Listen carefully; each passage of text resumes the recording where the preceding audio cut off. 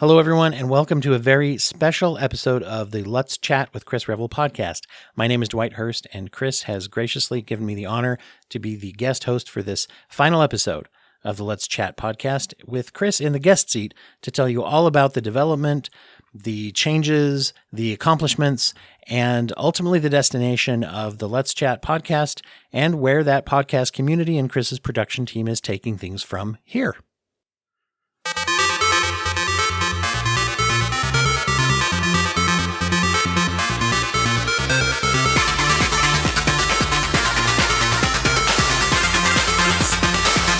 Video game style music, as a matter of fact.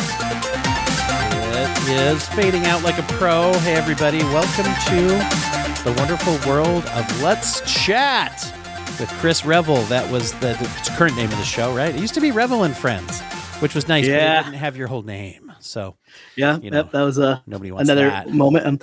This is it. This is the last episode indefinitely. And that is the thing, right? And when you say indefinitely, people sometimes mean forever with that, and sometimes people mean not sure yet. But this is just not a short-term thing. This is a project-based, change-based decision, right? Yeah, probably something I probably should have done a while ago and just had never got around to. But yeah, I decided I officially wanted to wrap this one up because we're going to be launching a new podcast on this feed very soon that I'm producing but not hosting, but I'll pop on there sometimes as well. Yeah, that's the thing. And probably what we'll do is we'll talk about Let's Chat, and then we'll say more details at the end, but that's good up front, I think, to let people know here's why, that there's the feed will actually be active again. This feed, right? Yep. And it's cool to have it coming on the feed because then people still have the arch rival data or archival data, if you prefer, to go back and review the old episodes and things. Please do. Assume. Yeah. So there's some good ones I'm proud of. Oh yeah. And we're going to get into that today. Chris, and by the way, I'm Dwight Hurst, host of the Broken Brain podcast. And if you've listened to the show and you've listened to my show, you probably know both of us. Chris and I are some of the oldest podcast friends on Earth, I think. No, but we are, we're the oldest podcast friends of each other, I think. One of it. 2014? It was something like that. Yeah, that's when I look at that now and I'm like, I started in 2014, 2015. So you and I are amongst the old guard. We can proudly stand with the old dudes who are doing it because we are now old dudes as well. So it's exciting to see you branching into. You've really made this has really influenced your career choices as you've gone into social media, as you've gone into different related fields and directly into podcasting projects. And that's really impressive. Thank you. Yeah, it's been a wild 10 years. Well, we're going to review those 10 years. We're going to talk about what Let's Chat has been, and then after that, we'll talk about kind of where it's going, where you're going with the productions and things like that. But so first of all, we're going to review some of the high points that you've had, and I think one thing I've always admired about you is your ability and tenacity when it comes to guest procurement, that you've had some people that I've been quite jealous of. And in 2013 that was the genesis of the Let's Chat. So let's go back to a younger, inspired Chris Revill back in 2013. Yes. What tell us a little bit about the concept and how you decided to start it out. So my friend Laura Carr is the spark that lights the match. Is that the saying? Yeah, is the spark. I think it is before too. The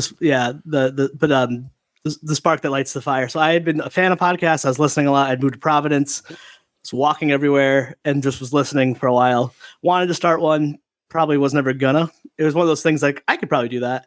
And then my friend Laura Carr and her boyfriend at the time, she just literally rolled her chair over me. We used to work together at a human services agency that's no longer there. And she's like, "You got to meet Mike. You have to meet Mike. You guys should do that.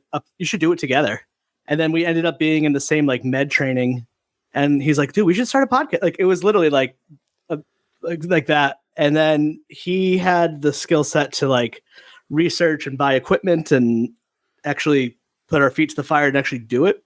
Mm-hmm. So I think we had maybe first like 10 or 15 episodes. I had a co-host who decided it wasn't for him at some point and left amicably. But yeah. So far. No, that's. Well, when he left though, he left I'm all the just equipment kidding. behind and I got like hooked. Oh, And nice. No, and that's always great when you can have those encounters and they go well. I, as we were coming up in the biz at the same time in this art form, people may take for granted today, any of you young guns out there who just went and bought a podcast kit on Amazon or eBay, or just went and read, any subreddit or anything that's like, here, get this, get that, get this mic. There wasn't that then. It was a little more, I wouldn't say purposefully gatekeepery exactly, but there just wasn't the data out there. It just didn't exist. It just, it wasn't, the popularity of it wasn't really there yet. And Googling, and certainly not kind of launching your own. And so kind of doing a lot of Googling with general audio information, right, was what was there. And I remember when I made the switch to XLR cords instead of USB, and then kind of made the switch back. And there was a lot of experimenting. I have a pile of little small soundboards and lavalier mics that can testify to the evolution of that. And I'm sure, you've been through this with equipment and such, It's been interesting to see how that has blown up, and now you can go on and say, here's one of 1 or 2 or 3 mics that most people recommend you use, and you can go on forums and things, and it's really cool for anyone who wants to start. And now, of course, there were hosting services, but a lot of people are doing their own website. Anyway, so there was a lot. Your first guest was your father-in-law. Yeah. Isn't that wild? Yeah, well, it's similar. My first guests were just colleagues of mine. Mine show's focused on psychology, and interestingly enough, you and I working in the same field at the time. You were a social worker in a hospital program. Yeah, and so we had connected through podcasting, and you came on my show and talked about that stuff. But your show, maybe tell people a little bit the theme, the genesis. Oh, so I was just grabbing people who rented the office through the wall from where I was, literally down the hall, and had some semi-permanent co-hosts for a while. So for you, what was some of the goals of your show, of what you wanted to showcase? Yeah, well, it's so funny because I think what you start off with and what you end up with can be different, which is good. In the very original incarnation of the show, the four podcasts that we were really modeled after was the Joe Rogan Experience, Girl on Guy with Aisha Tyler, and the Jeff Rubin show. So this idea that we would have serious talks and be vulnerable, and then also do episodes just dedicated to Mike and I just recapping the first season of The Sopranos and Bob's Burgers and pop culture things, because they weren't the idea. And then the idea was going to be we would host it together. Sometimes it would be Mike and I, sometimes it would be Mike and a guest, sometimes it would be me and a guest, sometimes it would be Mike, me and a guest. And that was kind of the idea. And then quickly, I'd say within the first 20 episodes or less, it just turned into more of a long form conversational with me and a guest, or 2 guests or something like that. And you've kind of grown into specializing your guests. A lot of them are musicians, creators, comedians. Yeah, definitely. People, always folks from the worlds of podcasting, punk rock, and pop culture were the 3 categories that we kind of fell into. And I used to get a lot of guff for the diversity of guests, because sometimes it's be a singer of a hardcore band, and then it would be a scientist, and people are it doesn't make sense. But I was that's just how I am. I like a lot of things. So I like that stuff. I was one of the things I've learned from you as a podcaster is the philosophy of, this is ours. We should do what we want. Hours I don't mean hours of editing, although that is part of it too, but hours, OURS. This is our project, and nobody gets to tell us what to do. Yeah, it's our time. Exactly. There's a lot of best practice recommendations you can see people make. I'm going to air quote best practice, because once again, it's an art form, and people get to do what they choose to do. And you have all kinds of people out there that are no, you got to do this, you got to do that. But I've learned from you to just not listen to that as much as just listen to where it goes. Yeah. And so your flexibility of having different kind of guests, I think strengthens the show a lot. Yeah. I always early on too, I would always say come for the guest, stay for the host. Always my idea is you're probably not going to listen to it for me, because I'm just this I'm not a name. We're or not anything. Conan O'Brien or President Obama. Yeah. Like I wouldn't look into it for me, but if you have someone on from your world that you like, and maybe you'll stick around for the next one, or you'll dig in the back archives, and like, and that is eventually what happened. I mean, there's like years of like nothing happening. Like it took like a few years, but it was a hobby, so like it didn't matter. Well, it did matter, but like I was hitting my own personal marks that meant the world to me, but no one else could see or care about. And it just like also provided like, even I look back now, I didn't think this at the time. Like my mom was sick, really sick. She had dual cancer where it moved to Providence. So that podcast also became a way to like put a lot of nervous energy to that. And then years down the road, Victoria and I had to struggle with infertility. So like there was something to it. It was the constant in my life as things weren't perfect. And it always was like, well, I got to block out some energy and space for this. And when things were really hard, it was really helpful to be like 2 or 3 hours where I can interview, research, edit, and just not think about anything and just drive myself crazy with the podcast. Mm-hmm. Yeah. And one of the things that's great about it is the guests and the people that we get to meet, other podcasters. As we mentioned, we got to meet each other, which is probably the best that's happened from podcasting as an art form is our friendship. However, we get to meet, not only do we get to meet all kinds of cool people, it's an in, right? We can contact someone. I found that in my field originally, and now I include a lot of creators, and I've been doing a lot of interviews with filmmakers and things where you can reach out and say, hey, what's the media process here? I can apply for something. I can look for a press pass. I can directly email someone who I admire, whether they're a podcaster or music, whoever it is, and to say, I'd like to talk to you, period, would sound like, oh, who's this stalker? Whereas if we say, have a podcast, you want to come on, that's something of value and also a community thing. And so that's one of the things that's my favorite about it is the accessibility we have to people out there in the world. Just basically, I've never met anyone who's like offended to be invited on a podcast, even if they're not interested, right? Yeah, no, it sounds cheesy, but it's really about the friends we made along the way. Yes. I have lifelong friends, business partners, like friendships, people I've met online through the podcast who I've worked for them, or we work together, or they've hired me, or we get to do creative projects, or we've met online and then we met in person, which has happened a bunch, like people from other countries. It's crazy. It's wild. And sometimes too, you stay in touch with people and they're on their rise to do whatever they're doing. And like, you meet, like, I met Bob Dearden, who was a writer for iZombie at the time. And we come in a couple times, we became friends and like stayed friendly. And then he went to go work on Cobra Kai. So all of a sudden, without trying, I have an in at Cobra Kai. And there was a lot of those of like getting people before they kind of on their way up. Like Dana Schwartz is like was a big Twitter person, but she's done some great stuff recently. She hosts Noble Blood podcast. I don't have any contact with her, but it was like, I think I was the very first podcast she was ever on, and I was really proud of that. Yeah, you have had some big people. I'm going to name a couple of people on here. We have a little timeline that you were cobbling together that's really shows all that you have accomplished. And then a way of guests, particularly John Termilio is John Tumalo. He was the first, I would say, guest. He was the first person I knew. So he was in I wouldn't say a band called, they're still active, Folly, which is dear friends of mine. They're like friends of mine, but that band, I think they had ended at that point. And I think I like messaged him and literally drove, like I was in New Jersey that weekend with my wife visiting her family, and like drove to his house in New Jersey, set up everything, like, huge mixer in his like living room, in his like kitchen or whatever, while his like now wife was like making dinner, and we just talked forever. And of course things go wrong. And that was like the first, like, I think name I had. Cause first I went through all my friends, as many friends as I can think locally, cause I didn't know how to do remote. And then I was like, well, I want to talk some names, and there needs to be some sort of oral history of Folly, because the band was over at that time. Oh yeah, they've been long gone. I think they ended in 2008. So that was like for me, that was like a personal big guest. And it's that feeling of being able to do that and interact, and because then you're providing the oral history in a way, right? You're helping to form that and to have it out there, and that's something that stays out there online. So yeah, it's cool. I grew up my teenage years with that band, so like I always felt like I looked up to them, and then all of a sudden, like are we peers?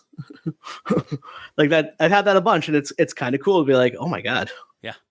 There's, speaking of remote, that's another thing. Back then, there weren't all of the remote. We're on StreamYard right now recording this, right? And I use Zoom a lot and all this.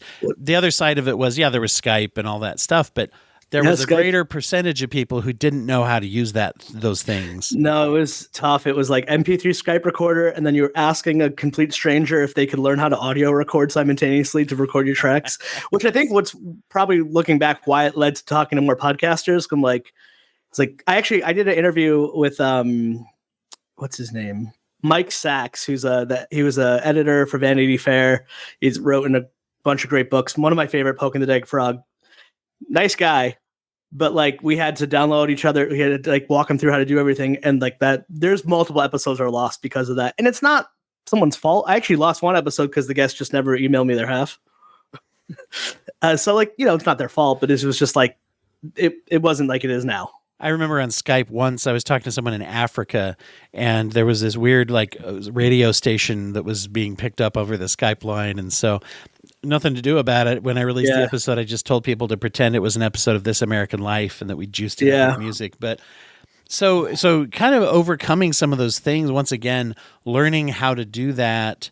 Some of the other notable guests that you've had is let's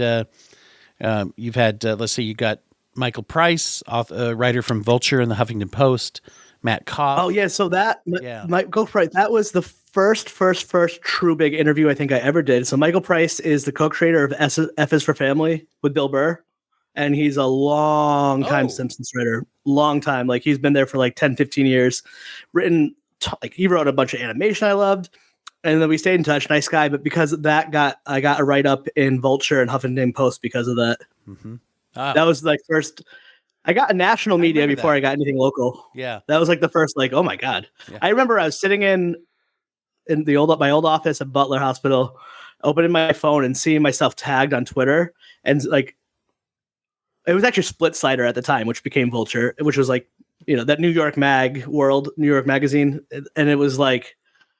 That was the first moment I could show to my grandparents and my parents and people like older than me and didn't know, like, see, I told you I'm doing something. Yes. Somebody nothing happened. It. Yeah. Numbers wise, nothing happened, but like, God, was that the greatest feeling? And then like I invited the guy who wrote the article onto my podcast after that because I was like, thank you.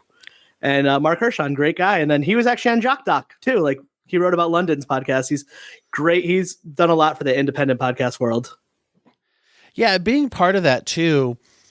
You're it's not the Wild West like it was, as we said, but it's Wild West, pirate radio, whatever you want to call it. There's this ability to sort of do what you want. I wanted to mention too, you had Matt Koff, who Daily Show writer. That was a big one too. I remember which is actually really special to me because my co-host for that one was Nathan Peavy, who's actually now my business partner and going to be hosting this very feed. And, Nathan and I went to the Columbus Theater in Providence to go see the writers of the Daily Show tour. And Matt was a Daily Show writer. And it was great. So I tweeted everyone on that show and Matt responded and we chatted for a minute on Twitter when Twitter was way better. And he's like, yeah. And that was my first time I ever, that was my first interview. I was like, oh my God, this guy has an Emmy. Yes. I had a few Daily Show crew adjacent people like Kevin Bertini and Adam Lash. They all were like interned, or Kevin Bertini was the warm-up comic for like Daily Show, Colbert Report, Larry Wilmore. He's like, so there's I got like kind of these weird New York comedy scene people. Yeah, that's amazing. And of course, Daily Show writing staff, big history in podcasting too. You've still got the Flophouse out there with the former head writers that are hosting that show, a bigger show. Some of the connection that you see. And another, this is another thing that I learned from you is talking about being a peer with someone and saying, anybody who is, any podcast out there is an indie podcaster, and anybody out there listening, you are a peer of those people. They may get more numbers, or they may have been around, or be bigger names, but to be in the field and in the realm of saying, wow, we have that in common with those people, and that we're working in the same art form. And I think that helps when back in the day where no one knew what the hell a podcast was, and compare it with now where, everybody's mailman's dog has a podcast, it seems like. people kind of underestimate it. And so having the ability to, number one, know, am I really an artist in this field? And also, do I feel pride about it?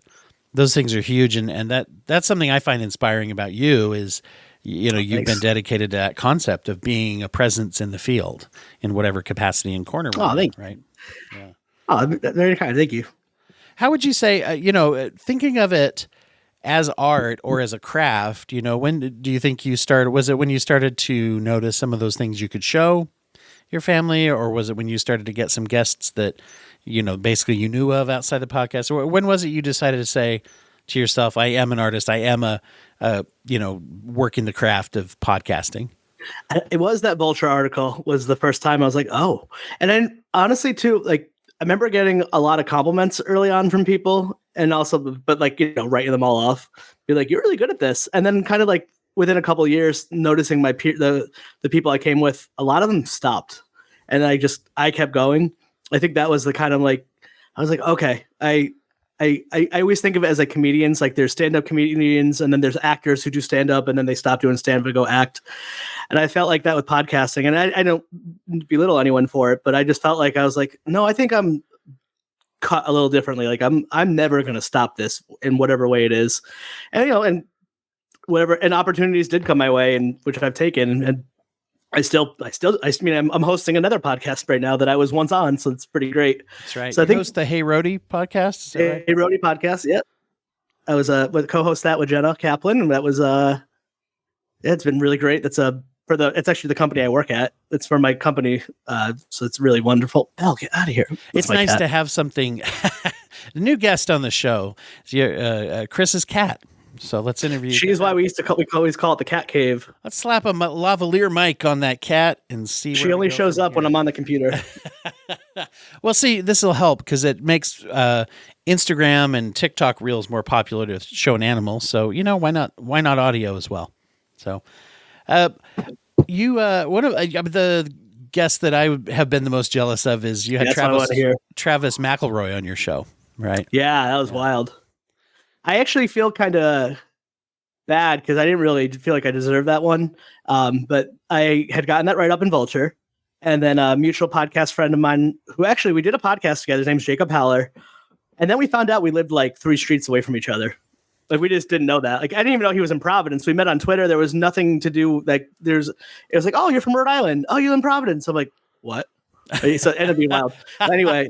Yeah, I've had similar. Yeah, that's funny when that happens.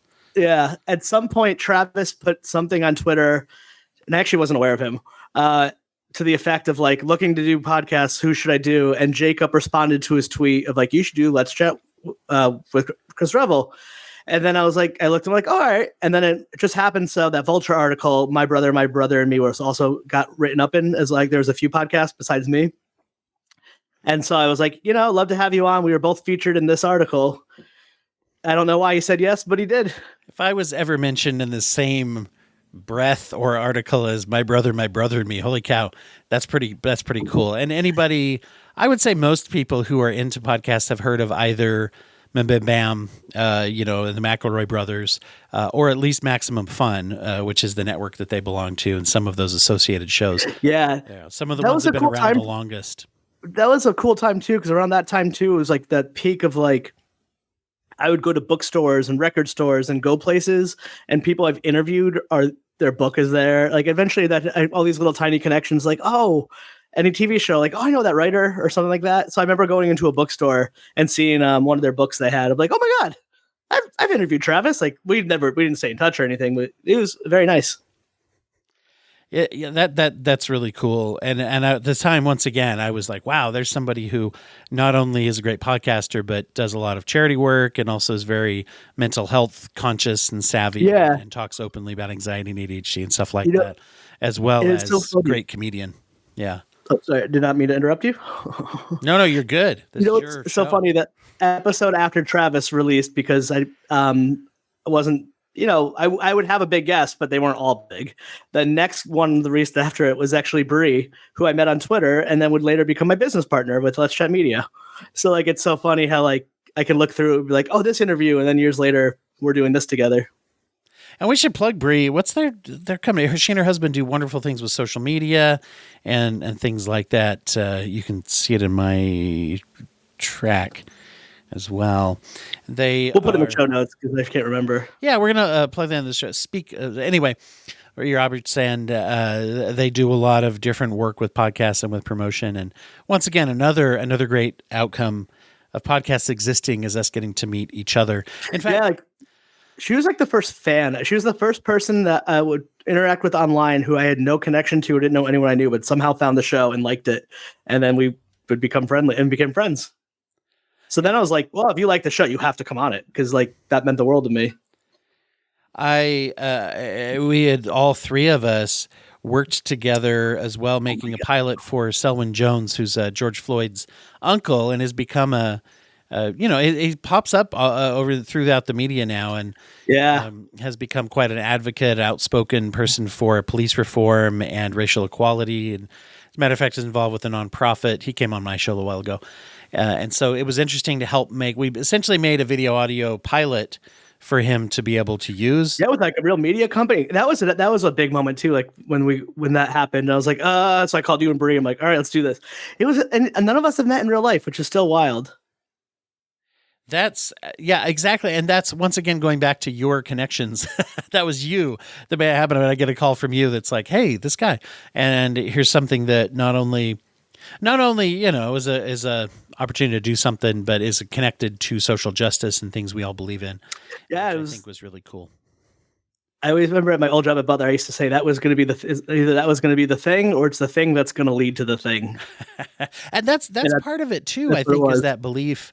As I've reengaged with a couple of things with my podcast is tied to my therapy, counseling kind of practice and things that I do too. And so it's actually helped me lately to reinvigorate not only my connection with podcasting, but my connection with mental health and psychology too. And having that excitement. And I'm curious, I want to ask a question of you about this. I'm forming it in my head. As far as how podcasts can engage and initiate excitement and passion with people out there, the listeners and those that participate in it. I don't know. I just kind of want to get your thoughts on that, of the energy and the passion that can be involved and that can be prompted.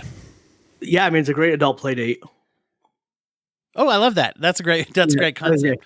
Yeah, but it's also like we were saying before, it is like the best way to like talk to your idols and heroes or anyone you want. And like when I was doing it more hobbyist, and then things started to change. Like when you start doing it outward, like, oh, I want this to lead to something, but like, it's literally just a megaphone. And even if it's not monetizing it, like if you can get someone to listen to you for an hour, that's wild. Like that's absolutely wild. And so what ended up happening for me and it was like, I would always say I'm more of a wait to be asked to play rather than asked to play kind of person, which I wish it wasn't the case. But what ended up happening for me was people just started asking me to work for them. I wasn't like seeking it out. But unbeknownst to me, a podcast, you have hundreds of hours of your voice. And as the industry grew, people are watching you if they listen or not. Like I got opportunities from people who didn't like listen to the show, but they were aware of it because I was always posting about it. And they had an opportunity. I would be the first one that pops in their head.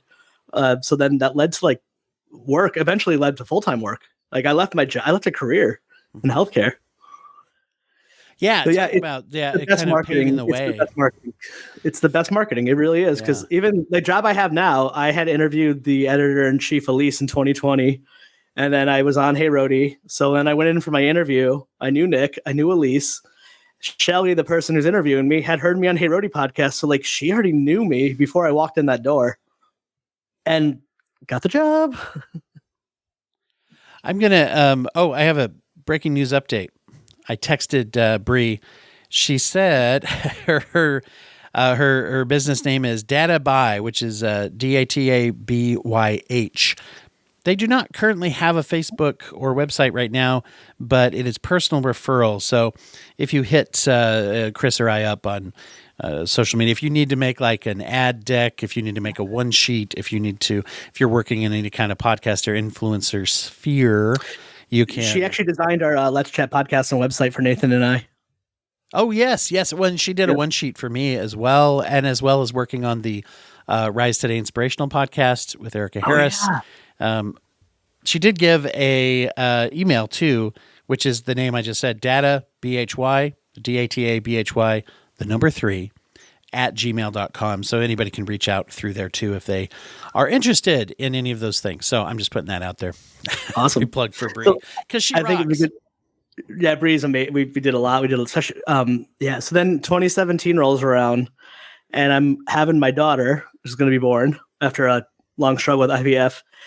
And I was like, I'm going to take a pause from the podcast. I recorded a ton of stuff, and then I lost 7.5 episodes due to a computer error. And hate that. And then she was born, and then that was not really a great experience. And I quit and didn't tell anyone. You've been on my show to talk about this with some. Yeah, it was the only time I ever cried on the podcast. Medical trauma. Yes, that was there with some of the real scary things. I've had that too, where there's been personal reasons for a hiatus for a little bit and things like that. Once again, it's ours, so that's cool, right? Yeah, I mean, if it was like, if there's money involved, it'd been different. But at this point, It's still my hobby. It's still fun. I'm still like doing this because I want to do it, not because anyone was paying me. So maybe it would have been different. It was my job, but. What do you think the interaction was between your personal recovery from trauma and the podcast, the role that it played, either, taking a break and then eventually picking it back up again? It just was always just have this need for connection I have. And then especially it was just the perfect way to do it with people who I admired or looked up to or wanted to connect with. Never really locally until 2017, 2018 is kind of when that switch happened. But yeah, it became a place, whether it was on mine or going on other people's podcasts, to like just kind of talk about things openly and trustworthy, and also know that there's edits and stuff like that. And like I don't think I did some little ones about, I'm sure I've talked about it throughout the years. But like it was very cathartic. And as you know, when you put yourself out there, you get back what you put out. And so like I specifically from going on Broken Brain to talk about it, that ticket, which got a lot of like nice feedback. And then I felt like people who had listened felt like they knew me a little bit differently or better. Yeah. And be like, oh, it's not all sunshines and roses. It's like, no, sometimes you have undiagnosed post-traumatic stress disorder. It's something that going to the point you made, you don't spend an hour a week or even a couple hours a month talking to or listening to many people. There's a lot of people in our lives who we don't do that with, particularly, like family, obviously, sure. But even then, you don't always sit and listen to what they have to say for, a solid hour every week or something. And that vulnerability, and that's another thing maybe to delve into here, is the role that vulnerability plays. What is I don't know for sure. I feel like with those that you've got the B and C list celebrity tier of podcasts. I find like the A list celebrity podcasts, most of them don't last as long. And the ones that are in the moderate level of like kind of normal, but they're working professionals in comedy, things like that. Those ones seem to persist. You got your comedy bangs and I'm not trying to label anyone on there as a C list or B list, whatever, but people who aren't necessarily blockbuster actors, but they're people who are very, very strong influencers and presence in that field. And then you've got the indie podcast. And I think somewhere from that level down, there's a certain amount of vulnerability that you get. For my money, I think independent podcasts have more vulnerability. Sure. Right. And you know how much shit I took early?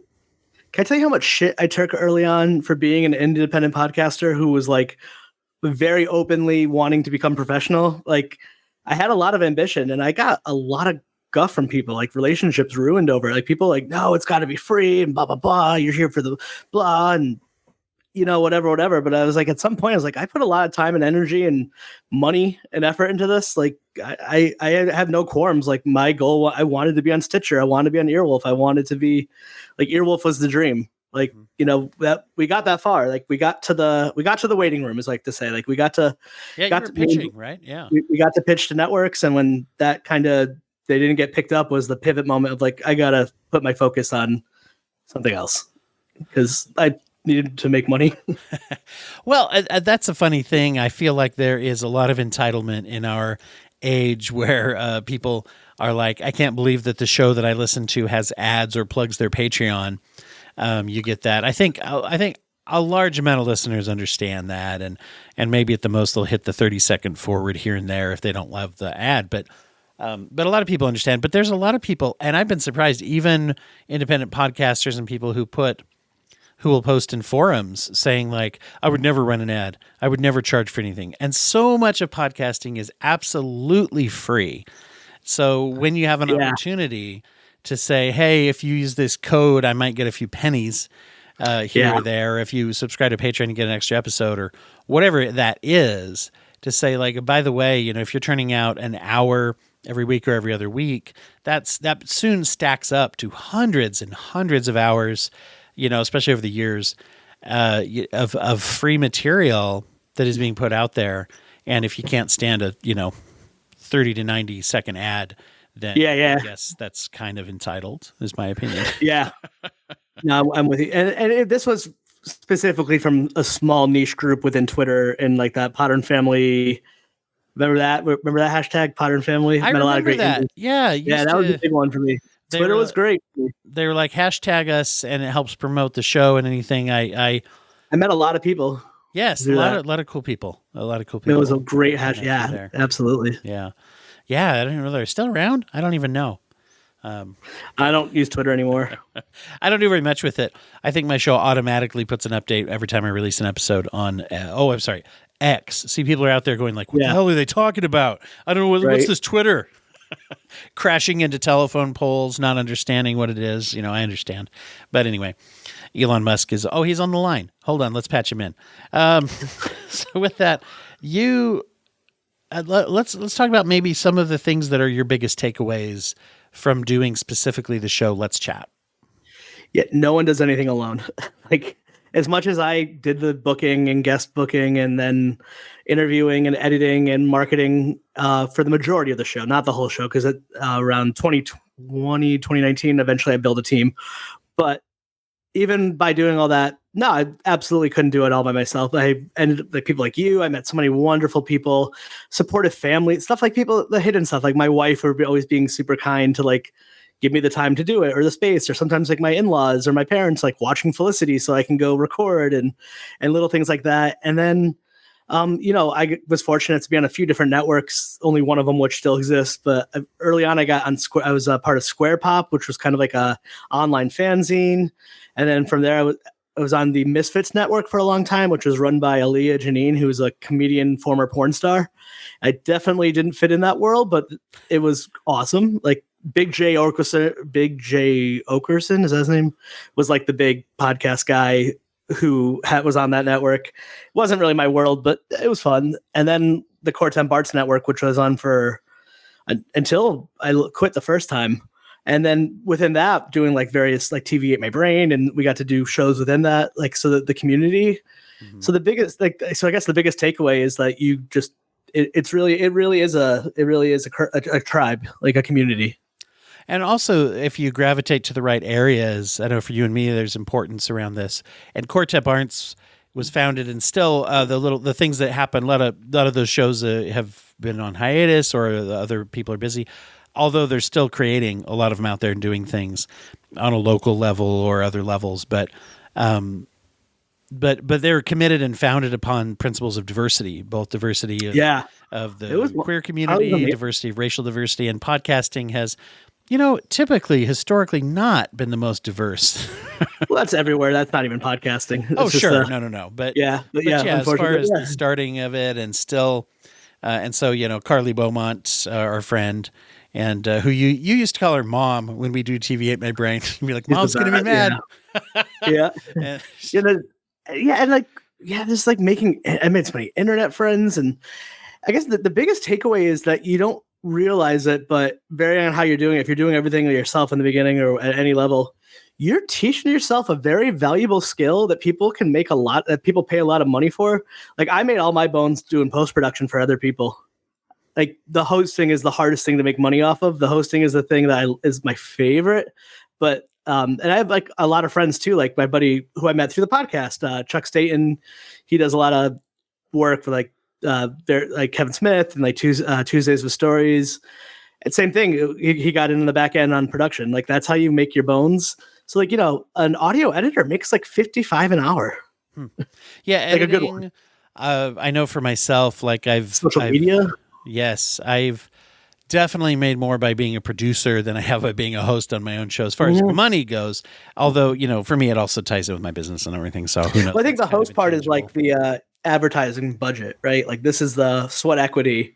Yes. And then, yeah. So I think that's part of it too. Like and now there is an industry you can work in. And like there was nothing in Rhode Island except one place for a long time. And I didn't want to just like the fact that there's like jobs now for this stuff. It's wild. I mean, I know there always has been, but the industry was small and in bigger cities. And it's the fact that it's here. It's kind of crazy.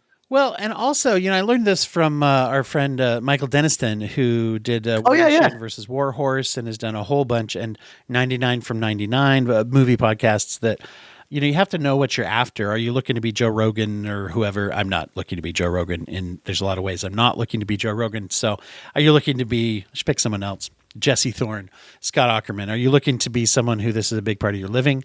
That'd be great. Sure. For most people who are doing it, but also saying like, am I looking to get tons and tons of followers, or am I looking for a tight knit community, or am I looking to express my passion, my art, or am I looking for industry access to my own industry, to know experts that are in it, or to get, I know whenever I get a film screener from a film festival or a publicist reaches out, exactly, that it's exciting. And once again, community and connection, which we all need, we all crave. Yeah. And the industry's changed so much because for years, there was no purpose of being like a Rhode Island podcast didn't mean anything. There's no marketing value in that. Like it just did not matter. Podcast was very online. And then post pandemic, the industry's changed where it's actually become like hyper local is actually your best bet. Like I kind of had the switch where I started meeting people in my community and have built a community. Yeah, no, fuck it. I'll take credit for that. I definitely feel like I've built the community within the Providence. It's had different waves of it, but like now Nathan and I host podcast meetups regularly. Like we've moderated panels, and we were a part of a podcast community that was meeting in person. The pandemic happened, and then a lot of it didn't come back, and we're like, fuck it, let's just do it ourselves. And now it's like a whole nother generation of people I'm meeting. Yeah, of people. It's cool. Like it's really cool. Like it's at some point you just do it. There was definitely a long period where I felt like I was the like old man on the hill. Like everyone I knew stopped.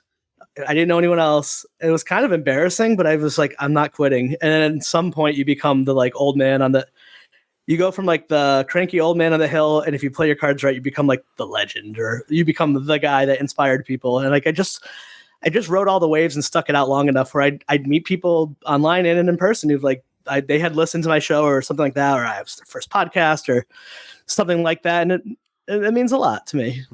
Well, you've definitely become a pillar in the indie podcast community and continue to be, whether you're, I was going to say on camera, on mic or behind mic or mic adjacent, or just producing and doing all those things, you definitely are, as well as, as I've come to know you personally, just basically being a hell of a guy. And that's something that means a lot to me. Tell everybody, let's bring it home with letting people know, what are they going to see pop up on this feed? Yeah. What are the future things? I'm hoping, by the way, I'm hoping this frees up a little more time for you to come on our Patreon show that we do for my show. Absolutely. But I just want to shout out one more guest though before we move it on, because I think this ended up being the most meaningful, emotional thing from the podcast that was very unexpected to anyone. I'm a huge fan of the band Streetlight Manifesto. I've been listening to them since like 2003, 2004. Fanatic. Long story short, ended up interviewing the bass player with John from Folly. So that was like a really big deal because they're a media shy band. Pete was great. Ended up finding this Facebook group called Friends of Streetlight Manifesto that I met my friend Sonetta, who's become a good friend, guest collaborator. And she introduces me to Matt, the trumpet player, and took about 2 years to get him to say yes and come on the show, because this is a band that does not do interviews. They don't talk to the media. They don't do it. By the way, I had a lot of guests who don't talk to they don't do media, but they'd come on my show. So Matt come on. We ended up doing 2 episodes because we ended up becoming friends. And then that December, I went to go see them play in Boston, and we got to hang out and smoke a blunt after the show. And we stayed friends. Me, him, and Sonata had like a chat. And he actually unexpectedly passed last year. And it was awful. Like, it was just heartbreaking. 41, he had a little girl. Like, we connected a lot about being dads, and like the whole time I was like, oh my god, this is the guy from the show. And then it's terrible to lose anyone. But then after that happened, I connected with this family to be like, hey, I have this episode that we were asked not to air. So like I said before, if someone asked me not to do something, so I ended up giving that episode to his family and Streetlight Manifesto, the band. And then the one that was released that you can find on the feed became kind of this beacon and a pillar for certain people in that ska and the people who were affected by it, because there's an hour-long recording of his voice. Or for me personally, like, I have an hour-long conversation with my friend who is dead, and like I still get sad thinking about it, but like I can hear him again. And I guess that's like the part of the podcasting I never clicked with me, was that like you're building a legacy in a weird way. Like, one day Felicity can come back and listen to how dumb her dad was or something. So I think that's probably answers your question before of what it means, besides all the business stuff. At the emotional level, like, you don't know what's going to come out of it. Like, I've gone back and listened to it when I miss them. That we can talk about the good what's next too. But powerful process, and that shout out to Netta for that, who I got to meet in real life, and she's from Canada. And now we're working on, and one other person who changed my life from the podcast is Sean Michael Cologne. He came on to promote in 2015 Fat Wreck, the documentary he was making. A few years later, we did the punk rock documentary Filmmakers Roundtable together. And then he hired Nathan and I to help him with the marketing, podcast strategy, and sponsorship and product placement for his documentary Age of Audio about podcasting, which, like, my friend Chuck is working on it a little bit, and Sonette is working on it a little bit. So all of a sudden, there's all this cool stuff. I'm like, I'm working on a fucking documentary. Yeah, it's wild. Really it's cool wild, guy. Really man. cool guy. You were nice enough to introduce him to me. Oh, and he's a great guy, and that's going to be a great doc. And yeah. And then the last person I would say who never came on the show was Blake Larson. We were both in Rhode Island, fellow podcasters. When he became the media manager at the digital marketing agency and needed to make his first hire, for whatever reason, we had never met in person, only online. I was his first call, and I left my job in healthcare. And then I like really learned this shit. Yeah. And then got a job I like better now. It's a good journey, great journey to be on. Oh yeah, no. What is the next one? What's going to show up on the feed? What's the new show? Yeah, so Nathan and I officially became an LLC in January. We run Let's Chat Podcasting, so we help people at any level, for beginners or someone who's been doing it forever. Get you mic ready, provide a media kit, mic, guest training, booking, all sorts of things. We could chat about that stuff for later. From that, Nathan and I are launching the Podcasters of Podcasting. Is going to be the new podcast that's going to be taking over this feed. And I've decided that I don't have time to do both. So I'm going to produce it and Nathan's going to host it. And I'll be on it at some point, I'm sure, at some level, but I'll be behind the scenes. And then Hey Rhody is where I'm putting all my public stuff for now. Very nice. And it's Hey Rhody on podcast platforms, I assume. Yep. I'll podcast it's Rhode Island specific, but I don't think you need to live here to like it. It's so funny with some of the regional podcasts I've heard. And once again, go for the topic, stay for the hosts. I've always found that indie podcasts are worth trying just to hear the host, because you find a dynamic and a chemistry that you enjoy, and it really brightens your, I have a co-host again. Life. It's fun. It's fun and doing it with another person, and my friend and Jenna. So my friend Jenna and I, we both started at Hey Rhody Media about a couple weeks apart, and then just became immediately. She was a teacher, and then we both had worked in those jobs you don't want to work at during the pandemic, and came out the other side. Holy cow! Yeah. So immediately just became buddies, and want to co-host? Like, okay. And she's never been on a podcast before, So it's been a lot of fun. It's fun having someone to do it with again. And Nick, the old host, is still producing and part of it. So it's really great. So it's going to be Nathan is going to be interviewing people in the podcast world and podcast adjacent world. And essentially, as of now, formats change, but the format we're working on is essentially he's going to ask every guest the same 3 questions. He wants to what's your origin story? What's your leap of faith? And what's that? And what do you think his last one is? Credit card. Oh, what's your superpower? We were inspired by Spider-Verse. Yeah, so those kind of along the lines of podcast adjacent people. I love it. Nathan, I met because he came on he knew my old co-host and came on Let's Chat 11 years ago. And now we're business partners. Awesome. And big best buds. Cool. Well, so people can go to Hey Rhody, look that up anywhere. And for those that are hearing this, you just stay subscribed to this feed here. If I may share some of this with my listeners as well, so they know if they're going to look up for the new show, is it going to be named? What do they look up? Is the feed Podcasters of Podcasting? Sorry, say it again. I talked over you. Podcasters of Podcasting. I will have to figure out all that back end stuff because I haven't gotten there yet. It's funny that you say that. It's like, oh, I'll figure all that out because that's the stuff I got paid a lot of money to do. No, I'm sorry. That's the stuff I did not get paid a lot of money to do. Yeah. It's like anything else. It's easy if we know how to do it. And, and just like it's nice work if you can get it, just like podcasting. And you got it. And you can get it, even though that's not always what that means. I can't thank you enough. You've been such a good friend and collaborator over the years. It's an honor for me to be here and to ask me to be the host of your finale here is really an honor for me. And I appreciate it very much.